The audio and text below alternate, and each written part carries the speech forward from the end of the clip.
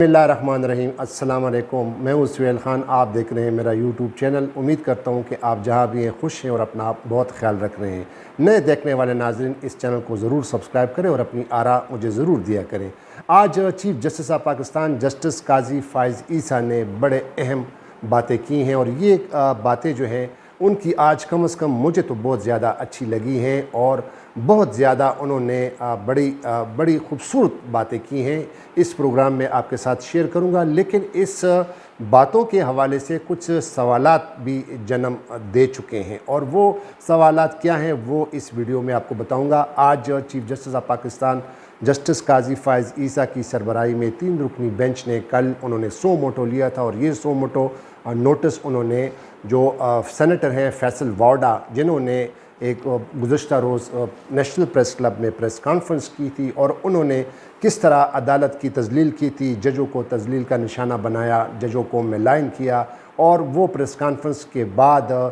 कल मैं आपको बताता चलूँ कि कल जो इमरान खान साहब का जो नैब कवानीन तरामीम में जो केस था, तो उसमें भी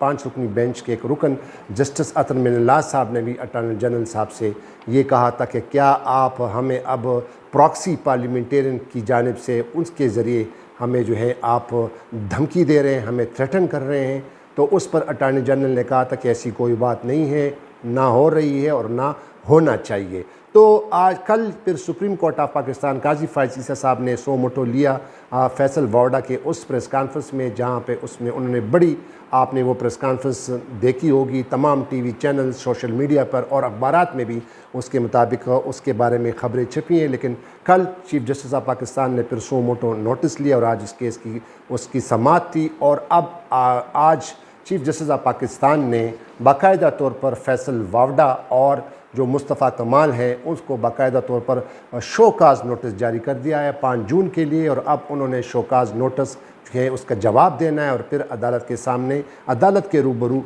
पेश भी होना है। और ऐसा लगता है कि इन दोनों अफराद यानी फैसल वाडा और मुस्तफ़ा कमाल का जो सियासी मुस्तकबिल जो है वो ख़तरे में पड़ गया है, क्योंकि आपको माजी में पता है कि मुस्लिम लीग नून के कई अरकान पार्लियामेंटेरियन को बाकायदा तौर पर नाअहल किया था। उन्होंने जो प्रेस कॉन्फ्रेंस की थी या उन्होंने जो जलसों में तकारीर की थी उनको नाअहल किया गया था। तो अब फैसल वाडा और जो मुस्तफ़ा कमाल है उनका सियासी मुस्तकबिल भी ख़तरे में पड़ गया। अब आते हैं आज की कार्रवाई के दौरान, क्योंकि आज जब समाअत हुई तो additional attorney general Aamir Rahman पेश हुए और उन्होंने फिर बाकायदा तौर पर चीफ़ जस्टिस साहब ने उनसे पूछा कि क्या आपने ये प्रेस कॉन्फ्रेंस देखी थी फैसल वाडा की। तो उन्होंने जवाब दिया कि मैंने यूट्यूब पे देखी थी ये प्रेस कॉन्फ्रेंस, लेकिन उसके कुछ हिस्से वो म्यूट कर दिए गए थे, यानी उसको खामोश कर दिया गया था उन हिस्सों को। तो लिहाजा उस पर चीफ़ जस्टिस साहब ने कहा कि ये जो कार्रवाई है, अब क्या इन्होंने जो जजेस को मेलाइन किया है, अदलिया को जो तज़लील का निशाना बनाया गया, इस पर क्या शोकाज़ नोटिस जारी हो सकता है, तौनी अदालत का नोटिस जारी हो सकता है या सिंपल नोटिस जारी हो सकता है। ये तमाम वो तफसीलात मैं आपके साथ शेयर करूँगा। लेकिन सवाल ये पैदा होता है और बड़ा सवाल जो है वो ये है कि जो इस्लामाबाद हाई कोर्ट के जजों ने, 6 जजों ने जो चीफ़ जस्टिस ऑफ पाकिस्तान को ख़त लिखा था कि जो अदलिया में मदाखलत हो रही है इंटेलिजेंस एजेंसियों की जानिब से, उस पर फिर उन्होंने भी सो मोटो लिया था। लेकिन उसके बाद तमाम हाई कोर्ट्स के जजों ने बाकायदा तौर पर उनको रिकमेंडेशन दी थी, उनको बाकायदा तौर पर उनको कहा गया था कि वाकई ये मदाखलत हो रही है और इसका सदेबाब होना चाहिए। जबकि एक बेंच के एक रुकन जस्टिस सैयद मंसूर अली शाह साहब ने बड़ी खूबसूरत बात की थी। उन्होंने कहा था कि देखें, ये जजों ने हमसे रब्ता किया है और ये जजों का इसका जो है हमने जुडिशल रिस्पॉन्स देना है, क्योंकि अगर हम इस तरह की कार्रवाई नहीं करेंगे, कोई मैकेनिज़्म नहीं बनाएंगे, तो फिर इससे फिर हमारे जो है हमारे जजेस जो हैं वो उनको और भी ख़तरात लाहक हो सकते हैं। और अगर ऐसा कोई सिस्टम बन गया तो हमारे जितने ना सिर्फ बड़ी यानी हाई कोर्ट और सुप्रीम कोर्ट के जजेस, बल्कि जो निचली सतह के जो जुडिशरी है यानी डिस्ट्रिक्ट जुडिशरी, उसके तमाम जज जो हैं वो शेर बन जाएंगे और बाकायदा तौर पर वो नहीं डरेंगे। तो अब तक जो कार्रवाई हुई है जजेस के उन लेटर पर, उस पर तो chief justice of Pakistan justice Qazi Faez Isa उन्होंने उन तमाम समातों के दौरान कुछ इस तरह कोई बात नहीं की, उस पर कोई भी एक लफ्ज़ नहीं कहा कि हाँ ये गलत हुआ है। लेकिन ये सवाल ये पैदा होता है कि जो अगर उस पर अब तक कार्रवाई होती, कोई सख्त कार्रवाई होती, उन जजों के लेटर्स पर बाकायदा तौर पर कोई कार्रवाई होती, तो आज फैसल वाडा जैसे लोगों के लिए फिर ये ज़रूरत नहीं होती कि वो अदलिया की तजलील करते और जजों को मैलान करते, एक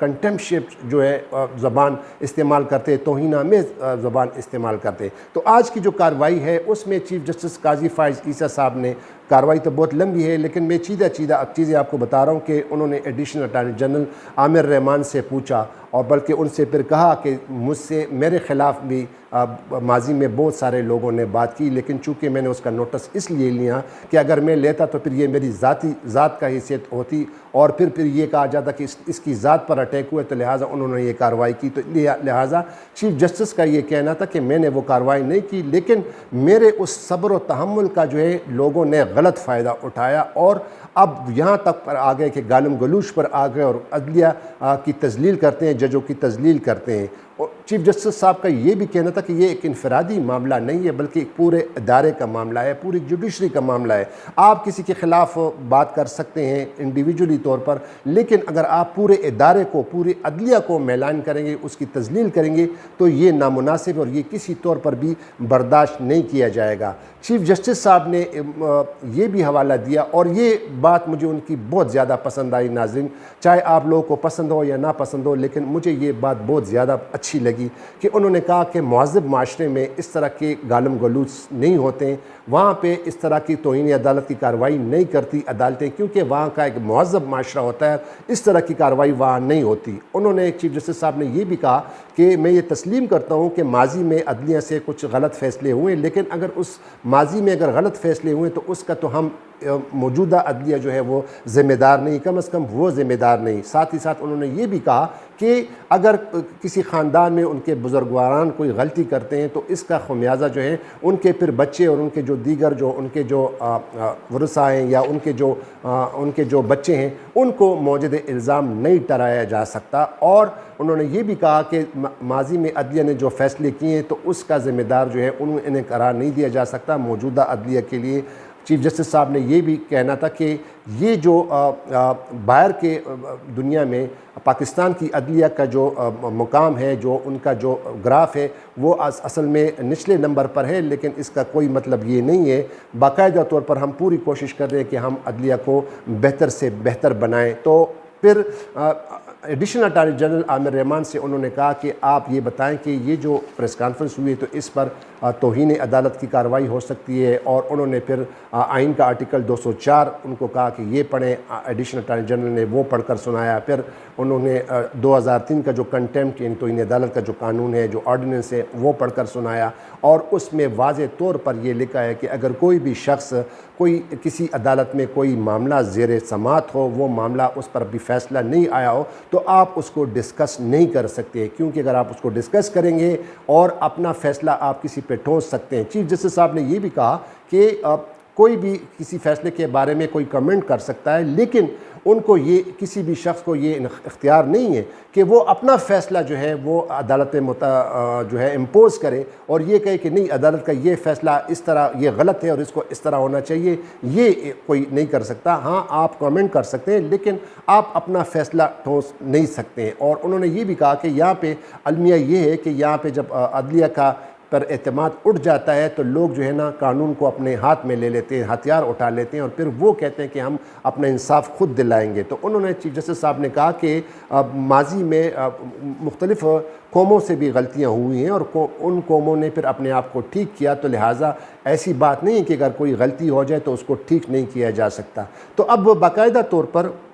जो चीफ़ जस्टिस साहब हैं उन्होंने इन दोनों अफराद को अब कंटेम्प्ट का जो शोकाज नोटिस जारी कर दिया है और उस पर फिर अटॉर्नी जनरल साहब से, एडिशनल अटॉर्नी जनरल से उन्होंने ये भी पूछा कि इसमें इस तरह के मामलात में फिर इस्तिगासा का रोल कौन अदा करता है। तो फिर एडिशनल अटॉर्नी जनरल ने कहा कि इस्तिगासा ज़ाहिर है कि जो रिवायत चली आ रही है कि वो अटॉर्नी जनरल का जो ऑफिस होता है वो सारी इन तौहीन अदालत की कार्रवाई करता है, वो प्रोसिक्यूट करता है। ये इसमें एक और भी बड़ा बहुत ज़्यादा एक प्रोसीजर है, वो किसी और प्रोग्राम में आपको बताऊं, वो बड़ा डिटेल से फिर हो जाएगा, लंबा हो जाएगा। लेकिन अब उन्होंने चीफ जस्टिस साहब ने ये ऑर्डर लिखवाया है बाकायदा कि जो बज़ाहिर जो फैसल वाडा ने जो प्रेस कॉन्फ्रेंस की और जो मुस्तफ़ा कमाल ने प्रेस कॉन्फ्रेंस की है, ये तौहीन अदालत के ज़िम्रे में आता है और बज़ाहिर उन्होंने तौहीन अदालत की है, अदालत की तौहीन की है, तो लिहाजा उनको अब 5 जून के लिए बाकायदा तौर पर शोकाज़ नोटिस जारी कर दिया गया है। साथ ही साथ चीफ जस्टिस ऑफ पाकिस्तान ने पेमरा को भी हिदायत की है, उनको भी नोटिस जारी कर दिया है और उनसे ये